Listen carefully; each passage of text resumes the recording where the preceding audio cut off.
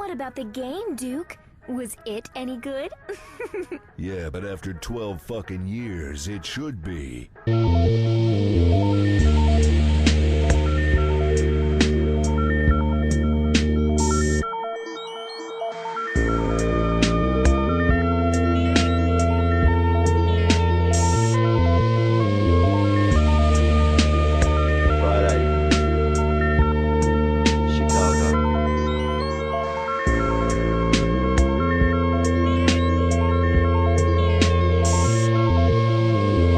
Hello people, this is Louden Styles and your faces is about to get a review on Duke Nukem Forever. Oh god, here comes another Duke Nukem review. It's not like we haven't seen him a dozen something freaking times already.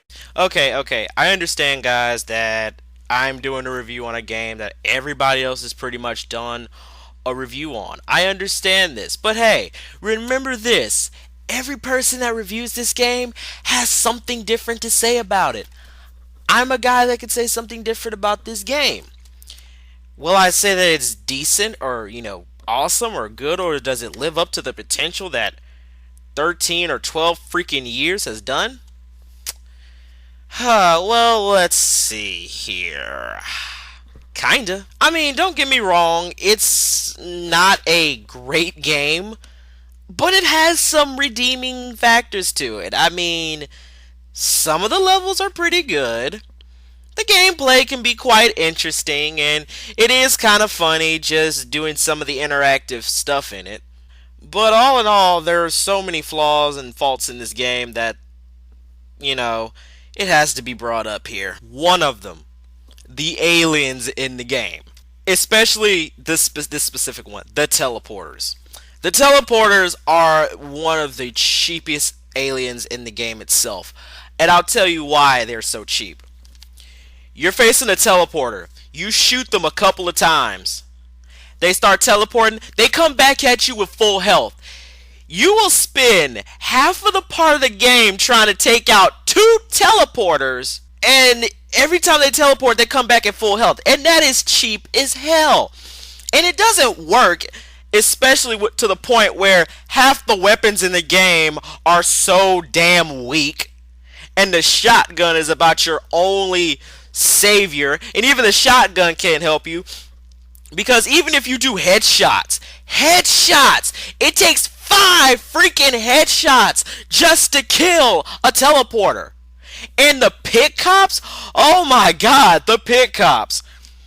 You can shoot one pit cop in the head, he'll go down. Then they start spawning. It takes 3 to 4 shots just to kill a damn pit cop. And that is ridiculous. And I mean, the bosses are insanely ridiculous, but the aliens themselves are just as bad. They spawn in the same place, but then when they spawn in the same place, it takes more than 10 freaking shots just to kill the damn thing. And it doesn't help. It really doesn't help when the weapons in the game are utter shit. Your only best bet in the entire game is to go around with an RPG and a freaking shotgun. Any high explosive weapon and a shotgun will be your, calling card. You can't get any other weapon because they're insanely weak as hell, and plus the aiming is total shit too. On anything, PC, PS3, or freaking Xbox 360, the aiming mechanic is off. There is no aiming mechanic. Every time you try to move to a certain spot, it goes another way, and you freaking miss a couple of shots, and you get shot up. And another thing I want to bring up when I'm bringing the weapons. Why is Duke Nukem? Why does Duke have a 2-limit weapon carry? Okay, if it was Halo, reasonable. Call of Duty, reasonable. Not this. Not Duke Nukem. Duke Nukem is supposed to have an arsenal of weapons. Why is it that Duke Nukem has 2 weapons to carry? And I know a lot of people are like, well, what's the big deal about Duke Nukem not having two weapons? Well, simple, because when you get to certain parts of levels where there's a weapon that is definitely needed and you can't carry it around to other levels to save your ass, that's when it becomes a problem. It becomes a problem because Duke isn't that type of person, or man, the game itself does not revolve around a two-gun weapon system. You have to carry a shitload of guns and weapons just to get to parts of the level, just to survive, because you can't really do it with a two-weapon system. Another thing, the rechargeable shield, or the ego meter. The ego meter is useless. I'll tell you why it's useless. Usually, you would know when you're gonna die. Even in Halo, when they had rechargeable shields, you knew damn well when the meter was at red, you were fucked. In here, when you're in the red, you can still take shots. You can still take shots even when you're in the red. It's random as hell when it wants to, when you're in trouble or not. Case in point, I was doing Vegas and Ruins, and these two transporters were kicking my ass. I was in the red. I hide behind one of the walls just so I can recharge. It comes up to me and it shoots me in the back. I'm still alive. I take a shot at him. He's dead. Okay. So you can take 2 or 3 shots. I'll even go 4. You can take 2 or 3 or 4 shots, even when you're in the red. Doesn't that mean, like, if you're in the red and you take 1 shot, you're pretty much done? Now, hey, I mean, a lot of people are like, well, that's a blessing in disguise. But it gets annoying because you cannot honestly tell when you have enough to make it. Like I said, the ego rechargeable shield thing is completely useless, and it's ridiculous. And this ain't like the only bad thing that's in the game. There's like a bunch of them. Another thing about Duke Nukem that's a little off is the levels themselves. Now, some of the levels are good. I like Ghost Town. I like Hoover Dam. I even like Duke Burger. I think those are my favorite levels out the entire game. But there's one level that just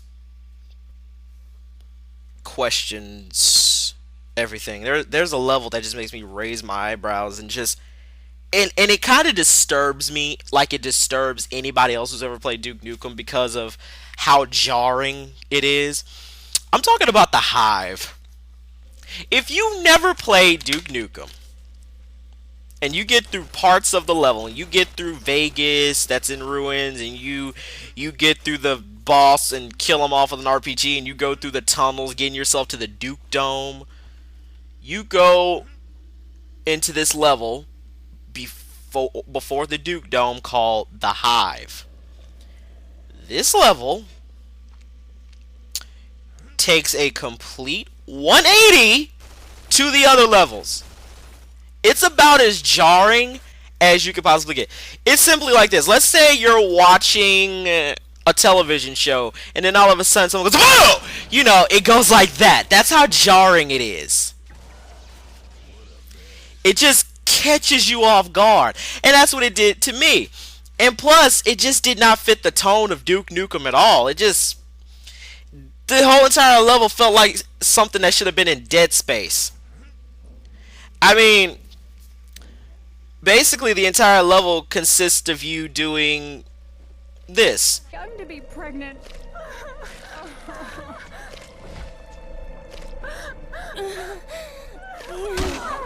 Sorry, babe. It's better this way.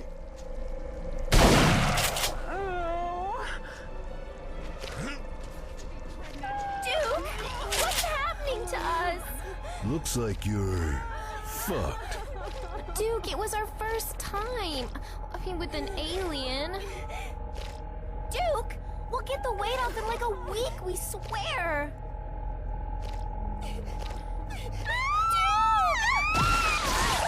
In an all cut down version, that's basically what you have to do.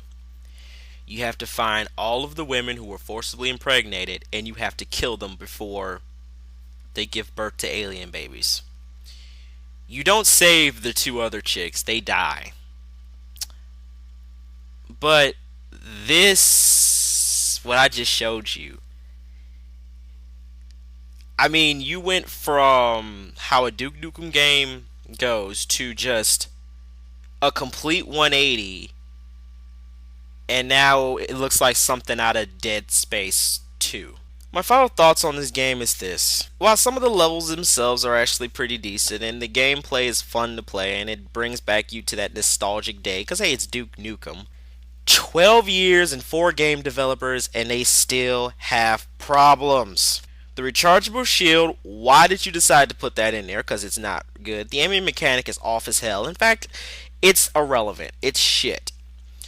The 2 weapon hold is really ridiculous because this is something that Duke Nukem never does, and you never see in a Duke Nukem game, period. I mean, especially when you have cheap bosses.